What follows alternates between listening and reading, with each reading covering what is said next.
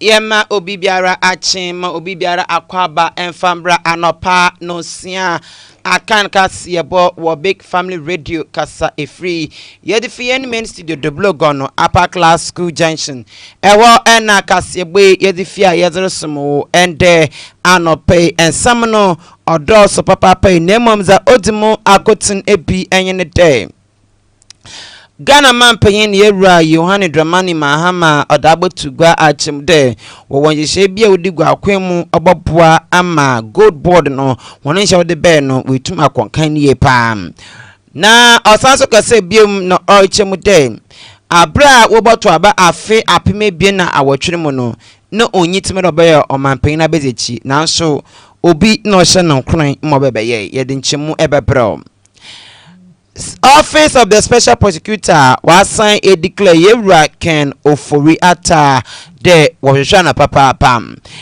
Yokofo afede we release oye chairman won to me ebusia and samano ebinimike yimu na ya boabo na mazabo somode anopa nonsia akan kase ebo wo big family radio kasa efree yedifien main studio do blogono upper class school junction ewo enakase ebo yedifie yesomo ende anope okin Kenya mosmo no edin amejeto aranyen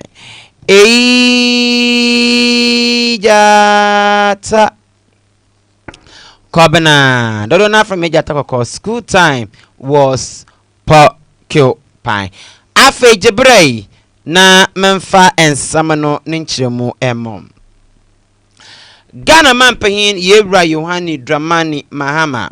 Wesi didria achemde of ahonfama bi edebabua ma yebohwe ama sustainable mining wetum akodo eye e oman Ghana ha na nekasemo no ochemde gold board fo na yeshebe was be no waabo emoman Ghana yenye skapudro bi oye 2.7 billion US dollars ewo bosum purple anenin temu the miskan kotempo ye no krampon echede oye gold board fo no a Yewra Sami Jemfi edmo nano no wari edwumadan edebo oman Ghana papa enti no ho beyinya ye de ehwe gold board wonjuma wodinam obotum wata yechi na wenya ho fama bi ede aboon na am wetum enya bibi otamenti sustainable mining ede no obohwe emani na etum akọ nkan ye ewo oman Ghana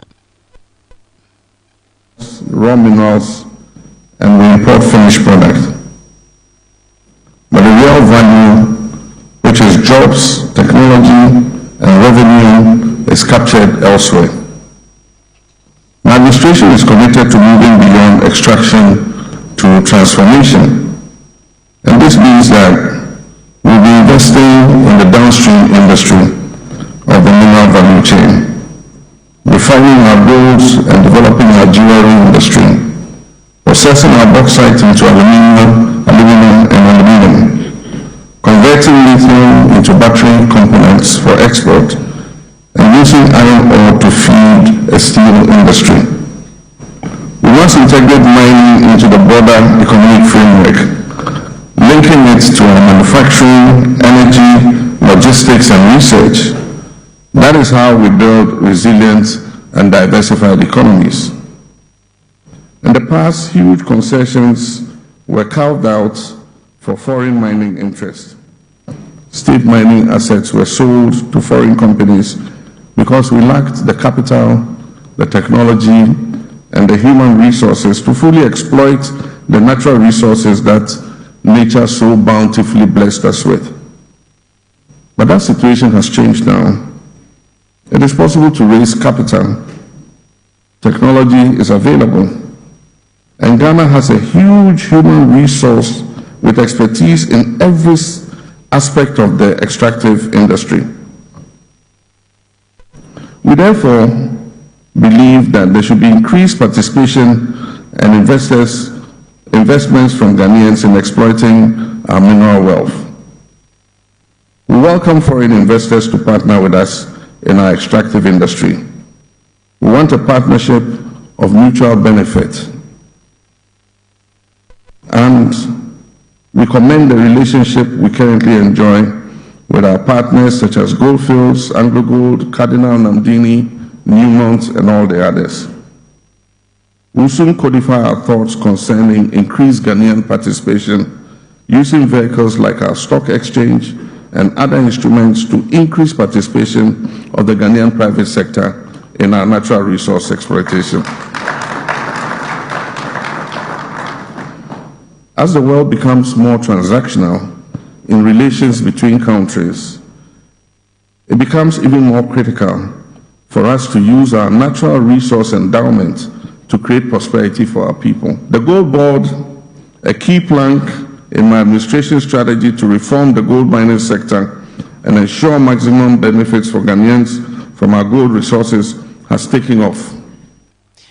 Abusia yambonra and some fufrumu na yadahu ewo omampehin mahama na kachiwa de piem na okasai eno order to go chem dem wo afe apime bi na awatwene mu meche 2008 aba ye babo tunu mu no omampehin na wenye ni baby ko oye obenfo John Evans Fifi Atamos ogbo oni ni dine dem Omambe na bezechi na onam the medum yera omampe no ni baby call Evans Fifi Atamos osuma owura bafo boni dem onko omno omampe ma ma onga kancha de Gaga cha mampe ma ha mede wa da ma bre no no nya mampe hi Koga cha ma ha mede me pede oba me running mate mam Ose oye bafo boni anu so ye ni baby call no obaba ka chen wanja ntum Wanche no mampanyin da we ni baby call Evans Fifi Atamos osan so suma owura to bi kwache de onimpanyifu bi nka no wambra na womba ka enchen de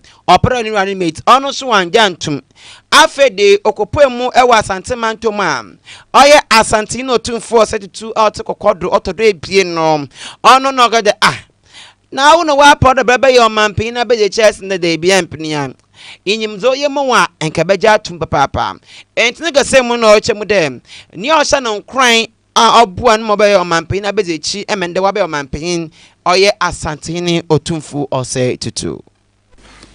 There's a very special one.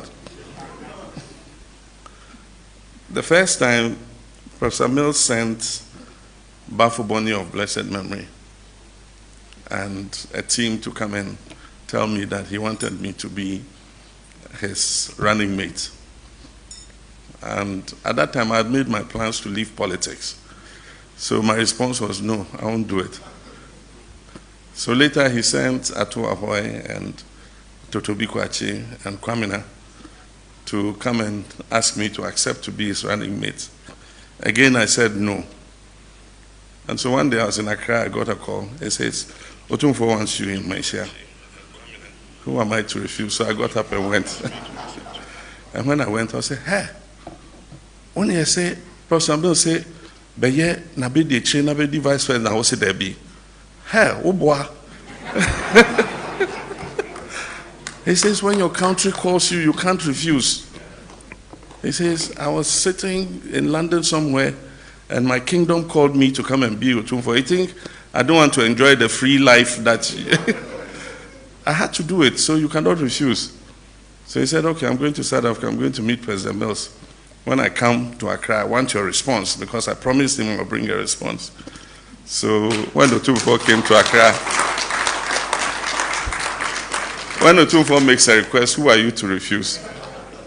So when he came to Accra, I went to him, and he said, yes, have you made up your mind? And I said, yes, I've made my mind, but tell Professor Mills I'll do it for only one term. And Nana said, even if you do it for only one day, we'll accept it. The rest is history. And so it was instrumental in me becoming Professor Mills' running mate. And of course, Yetwa and some nodo yanko and some fufrumu asantini otunfu osetutu autodo ebien ono and wakasa na nonso some okani na onye day. Yeshe oye o mampayin mahama ne amembu ene akenzi fa woye dwuma ye pa na okase biem ene odu to go no rechemu de obasra de wo behia enimpa su bi e hono mu wono dwuma woridi edade nyina mu no ono ene obasra de wo behia e won amembu mu yewra se no o se na hu ne hanom a oba ne nsrem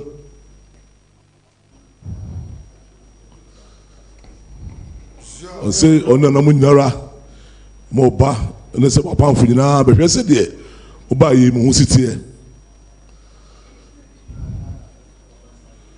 yom si nyame gye akire eden paibo nyame adom magana fo nyina ato abama o sebe edi na wotwimienu aba sebe manhia so be hwe ode nyina otumfo. You are listening to Big Family Radio. Big Family Radio. Obiase eye. See one chant na kura ujo dwumade nyina sebe to ho so wo ba be chia santeman wo be chia wura sade wo ye no e otumfo fe e ya santeman ye fe papa.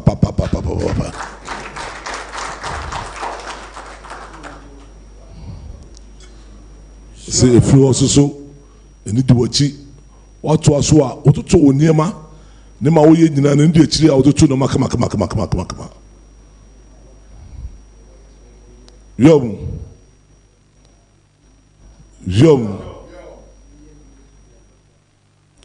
o se sebe nema waka sama sebe wo hye ne nyina na ndi akiri de o se se yakopon amoa wo na de wo ye bia no enye ye kama. Yafa yenwa entre nsamfufrumo na yako office of the special prosecutor ne asone ya yera kisi ejeben ene do yensam trofo inhyem ena ozu to got them oya yera ken ofori ata wohwehwe ne dzendze na pa na ne nine de enyema kokuru ebien bi ebon wono pa owodo tumba no beyi no ano ewo dem ensem no mum na wachema wedi bman no de ho akamra dame ena potokasem no asam oti as fugitive in such a day odno ho akamra na ona na modo ema office of the special prosecutor also there be say ensame be ye to nsafro ekor esende eman ni me ebeba me ya so ye twuma ye hu anim bioma bepemende entam na oti da ena ona de ye be declare wanted entam prempen ene da office of the special prosecutor or yen some chofu nshema o declare yebra Ken Ofori Atta wanted. Oforiatta's lawyers letter dated 28 May 2025 as an expression of utter bad faith on the part of Mr. Oforiatta, and it confirms our long-held, well-considered opinion and conclusion that Mr. Oforiatta has no intention of voluntarily returning to the jurisdiction and to attend the OSP. Further, this office is unaware of his purported information to the court, whether orally or by file processes, of the alleged change in his circumstances. Today is Monday, 2 June 2025. It is more than 3 hours past the scheduled time of Mr. Oforiatta's attendance at the OSP, and Mr. Oforiatta failed to attend the OSP today. Mr. Oforiatta's conduct is totally unacceptable and a baleful spite at law enforcement and criminal investigations. It ends here. It ends today. We will no longer accommodate him. Consequently, the OSP redeclares that Mr. Oforiatta is a wanted person and a fugitive from justice. His name is hereby re-entered on the OSP's list of wanted persons. The OSP will take all necessary legal steps to secure Mr. Oforiatta's return to the jurisdiction and to answer to the criminal inquiries against him. In pursuance of this, about 30 minutes before this briefing, I triggered processes for the issuance of an Interpol red notice for the location and provisional arrest of Mr. Kenneth Nanaya Oforiatta in whichever jurisdiction pending extradition or his surrender. Around the same time, I dispatched a request for extradition processes to to be instituted for the provisional apprehension in any jurisdiction in which Mr. Ofori-Atta may be located or found. The OSP will prefer criminal charges in the courts against Mr. Ofori-Atta in due course, whether in absentia or otherwise. The principle upon which we proceed is that no person, regardless of title, regardless of status, regardless of medical condition, is beyond the reach of inquiry by the OSP. Yatwa and Sam Nodo. Na oncheri biara ena oye Asante Mantomu NPP amayokunu wane ositini yewra Bernard Entwibuesi akon adodo na bonmane chairman wuntumi oncheri biara no kopemu ewo CID phone aso ne ya wo chemu de oye galamse hu ensensem bi no hu ebon wo mu bi nto kopemu CID phone aso ne ye okoyi nsam nkokoro ebiene bi anom na onechi no ena oye Economic Organized Crime Office meche Yokofo what's what to suffer the ombre number church and nsem enfa enchewan ampa na pa yero chairman won't me ko poemu ewo Yokofo na so ne ye ena okra na okocheche nsem wie na manegbe chem okocheche nsem wie na olukwa na no Yokofo woni main gate na nwa no ena wakasa so okoche ne biem de nsem bi ewo ha onzisido enti wasan action we detaining ewon aso ne ye emma wo chem dem ansa na wobeje yero chairman wontumi nimu no na wafa no wedi akono agede ne be conditions ahodro no agede wetum emiti ansana na wochede onfene japadembra na afeso ontua Ghana cedis no empim edrienum 50 billion Ghana cedis edeko titiskanu ma 500 billion na ona modo ema chairman wontumi the mitka pudwe wentum enya entua emo wadema be na wotwe na da ene wo gba amande dem kane no oye mrese badwum ne yeru abrane champon ono nso ekokokopemu awa odne jepaze ode kesi awwa emende yi ene da wotumi hwe ema chairman wontumi weja no ewo Yokofo na aso ne na abra weja no ena NPP amayoko no woni chechofo pain yeru Justin Kodua Frempom one nsamchofo kasai no okasa na ochem dem and Yokofo no woni bote wonde na kopere wotete chairman wontumi pa na estrenza ma oho ne to the chama want to me for ma na to oye enshada bi pa enyo da ho wode enyo bon etu pa ena wode de medwuma no enti sankonye yeru abrane champon a na ochima enka ada Yokofo wode be chama want to me no na nka onya kura etika Yokofo kana sebi adwemboni bi na tachire ana omo ka so ko mo tu omo sa freche ma untumi akobeba sa kani nyina je ya ka se bi o memo a obi bro emra so oh yeah ye nyina ye hemra se sa na ti ye na so oh yeah dia sebi fa kumapa adwempa na eye ebra omo de chama untumi eso omo kokro mu 48 hours no na emra na so se eso mu jano no enam se na omo nyoma so meja nti omo the bail conditioner is kakese over 50 million Ghana cedis and a 23 so ne nyina de se na omo se be ye den se betima se anya bail no enti omo mane sa eda Iroko ha na nyakopon enhia Dr. Brian Echampo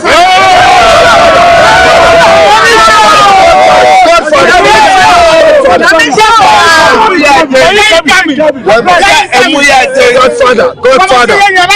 And onwa edina japade esia wowa said baby adu no afede eye etu okotwe baby eda won't me share say dey bia party for mobile na ye ko na dede ewa ha osisa dia odina japade esia wowa ampa no pa Yokofo ekonifie nyina akohwe okay agitum sampa krata ne nyina no eye ne dia ye ba ye no na kenim se ye wie kokwa sasa ye ba ye interrogation ye kwa basa ene se aboy samri na MPP party no ye catch MDC aban said that me catch am se emre wo ye ninka so oh yes na so ye die Say Mrapa na NDC aban person and your camera and you must share your court. And then you go. Yes. Tia say almost want to know Bibia, you for court. The MPP I bet say your lawyer for power. Oh yes. My cousin wa Momoto to na be jina fi anopa. Oh yes. Me no ka say chema untumi we free ha woko. Ba woni iroko ha. Anupale okwa so kofi akwaji na home. Anupale eti bibia so wo bia no ye be mama so ati.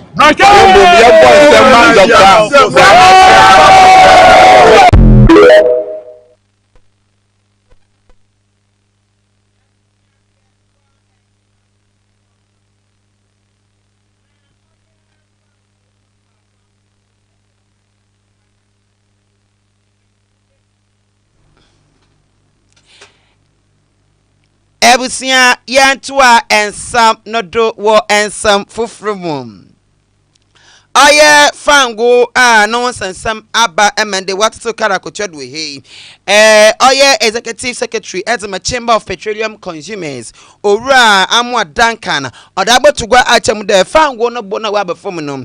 Oye dwumedi bia order yetum ye na awa etum. Yenjintum ewo oman Ghana ha.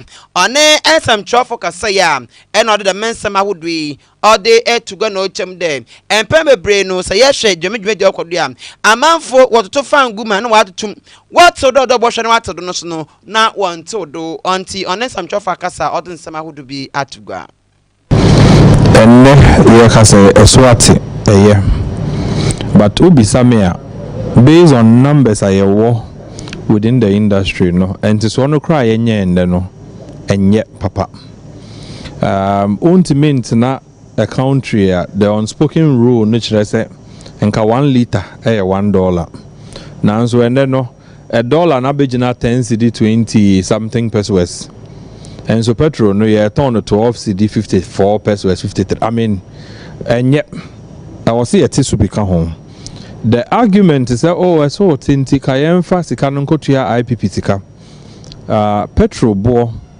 it determine bibia in your economy or cost of transport or cost of goods and services bibia be cost for more petrol bonzo eka hobi say o say a ton petrol 10 cedis na ye ton 12 cedis e ma wo remfi say ochena entiso bre edru na nka o say ye tiso yetumu entumu breba na wo say yetumu a inse say betumu free 10 cedi no e de akọ bi 11 na 10 cedi 40 no na because ye ntimi antiso amedru ba bia Ghana for nka wo say ebedru no e ba say e reverse ne ye betumu a na entumu ni ko boom because so over 1% of 10 Ghana lesser than 1% of 12 Ghana enunti so was esote at this time na Ghana for nya home faso to around 10-11 Ghana cedis a yenhwe ne ento so ne nyai excuses na oil companies akese ne bi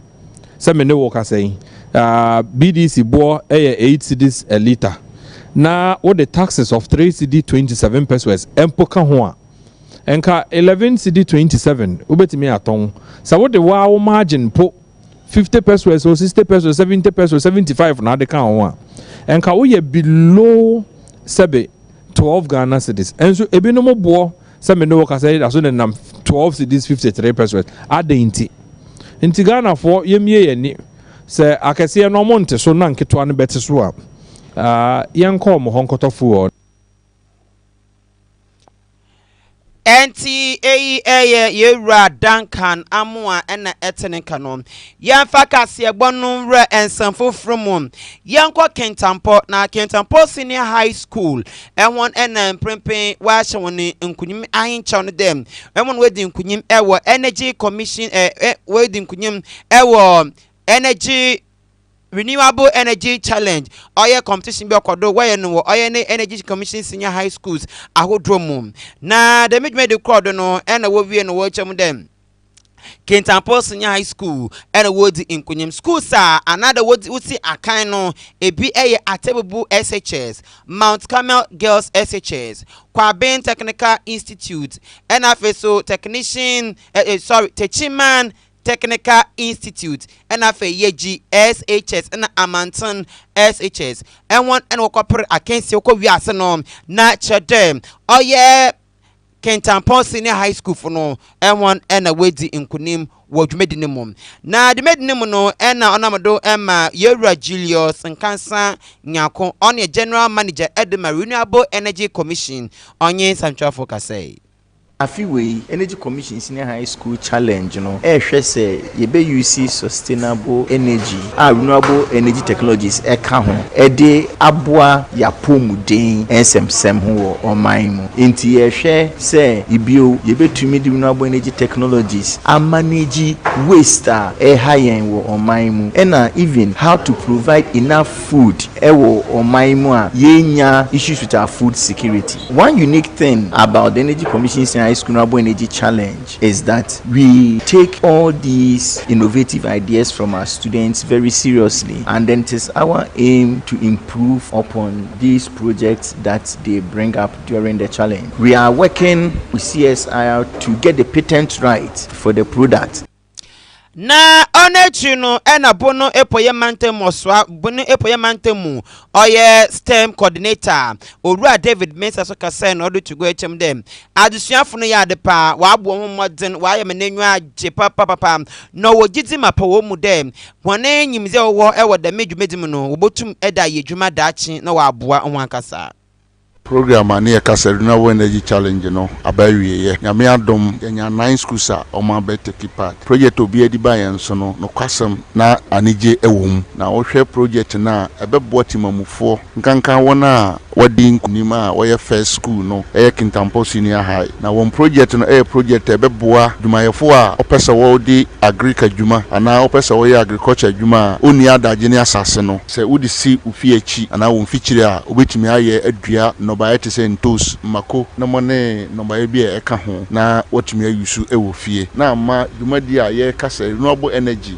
atumi akoso enti omu wie a okofia te se project a wini se okwa obetumi akira awofo obekire chimamufo wana antumi awone so project edi ba nyina na owie school no kwa obetumi di aye adwuma an employable skill a woni nsam a obetumi di abone bra na nkoye se disua no kosua egu utimu a eno ano no na ma Ghana no nipa behu se school aye kono nyese ye kwa kosua betena se ye kosua di aba be ye adwuma na echi kra no ena Owura Mensa ejapa ono ya principal de Kintampo Senior High School ono so onye samtrafo kasei enozo to go no chemu dem se yehwe nkunyimza wa ba ama ni school na nenyu age papa enti obafada me akonya no to nozi asadashronko akwama enwon wo de dwumedi ne be enwon wo bo sponsor dwumedi na chef na adesuafo a wo Kintampo Senior High School no na wada wona asiye pa wo edwumadan na okodena wa akon osi emum de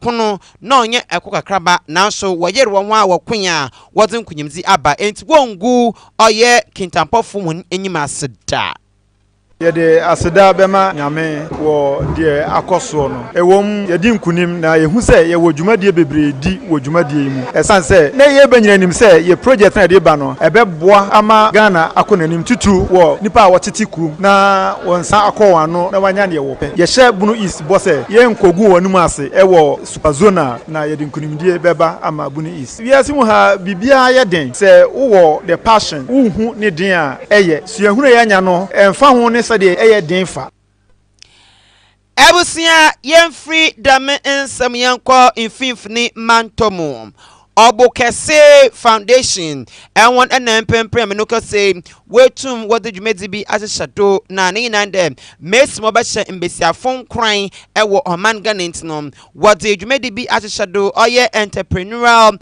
training what the Embessia for ewo infinfunumantomu Jumezi Crodo ewo Obokese University of Excellence ewo Cape Coast when finfunumantomu warm na empaying 4 hour the Jumedi annual what ye Jumedi man or ye doctor Richmond Yepoa ena Madam Twyla Garetti waye dwumedi de ma embesiafo nkoko edrenum 50 meso mabwa emobi won ensa ne dwuma ena dwuma nkitinkitin se wopada woye no wetum aye eda abom abre na abina no wansa etum akomona no ona echi no ena mame Twyla Garetti on your co-founder Edima Obukase Garrett Holding ono one ensamchofo kase. I'm very excited. I am built to train. I am built to grow and I'm built to mentor. And I love the fact that I can impart some of my knowledge onto these women and make them phenomenal and then also get them to scale. My first advice is be open-minded. The same way I had to be open-minded coming here from the US, you have to be open-minded in growing your business to make sure it's expandable and that you have a legacy to move on. So be open-minded, be enthusiastic, and embrace technology and change. In the US, change is every day. And so my goal is to make sure that we embrace the change here as we grow. Everything that we're putting into this hotel is going to have some type of innovation. I hope you guys are receptive to it and I hope you move forward. But more importantly, knowledge is power. Like I told the men there, the more knowledge you have, the more powerful you become, the more independent you become. So being able to make sure that you start grasping some of these concepts, even in the smallest bites, is going to be key. So my advice is keep an open mind, come energetic, be excited, and come in to kick butt, because that's what I claim to do. Onechino ena penipa oda Obukase Foundation no osanso oye apejahene edema Asebu traditional area na Obukase ampao one yene samchioni ekase ena odin nsema hodo odutu nanyim. So actually Obukase Foundation then Jubeja Obukase or 4 thematic areas. Ma uzikano oye women and youth empowerment. What do they be diaspora integration? What do they be chieftaincy development and rural support? And see, and that was the offer. Young hotel for the state of the main book. Where Messia 4 when I easy. Can I remember a money Messia 4 when I said no, obeying puntu. May calculate and come madame could say, BBI 1 what is the other? Akwa bebum ema waye kase president enti mo twa hu na wonya akonya obedam ntiti bi de aye ma won che wonya no aye wo fonko ndiye ne be susha won brebiu na dama na mama sabio hu ma waye no won akenchire won ma waye mo na yediwia na won okro dwumedi bi na ase no ewan so wane yene amane boni ekasaya wache wonyenyu so na wane na asesronkon de kire empayinfo tise wa me ye edwuma na miss mo da ye simefo na mekota aza odo me hwaze no bo nyina na wa ma me miss me sha edwuma na me ye nimpe bi na na de ba se waka mo ye edwuma na edwuma no mpontu baba se da wankwa ko de ye edwuma ye da wona se da wa me ye nchechire oti da me mo wa ya ma onya mo nka na wa ka echimu for a career that was. I'm sure to take what I've been. Who is you know the military? But yeah, that's all we want to be our firemen about our age.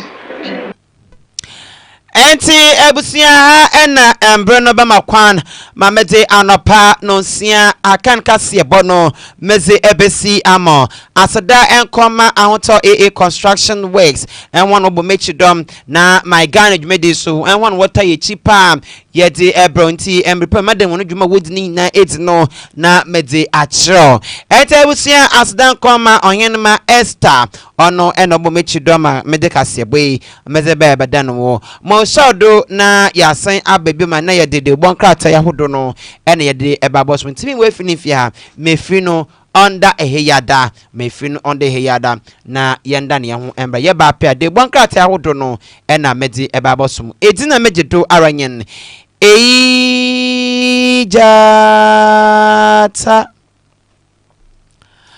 Kobana dodo na from meja atakoko school time was pokyo pine.